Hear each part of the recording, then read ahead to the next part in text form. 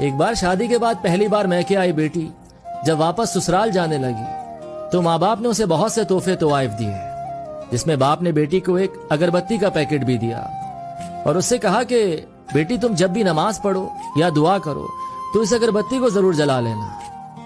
जैसे ही वो ससुराल पहुंची तो सास ने बहू के घर से आए तोहफों को हसद भरी निगाह से देखा और जब उसकी नजर अगरबत्ती के पैकेट पर पड़ी तो मन ही मन में हंसने लगी कि भला कौन सा बाप अपनी बेटी को तोहफे में अगरबत्ती का पैकेट देता है। सुबह जब बेटी नमाज के लिए उठी तो उसने बाप के दिए अगरबत्ती के पैकेट को खोला तो उसमें से एक चिट्ठी भी निकली जिसमें लिखा था कि बिटिया, ये अगरबत्ती खुद तो जलती है लेकिन अपनी महक से पूरे घर को महका देती है। हो सकता है तुम कभी अपने शौहर से रूठ जाओ या किसी बात पर सास ससुर से नाराज हो जाओ, देवर या ननन की कोई बात तुम्हें बुरी लग जाए तो तुम मेरी दी हुई इस नसीहत को याद रखना, इस अगरबत्ती की तरह जलना। जैसे अगरबत्ती खुद जलकर अपनी महक से दूसरों को तरोताजा रखती है, उनको सुकून देती है, इसी तरह बेटी तुम भी सह जाना।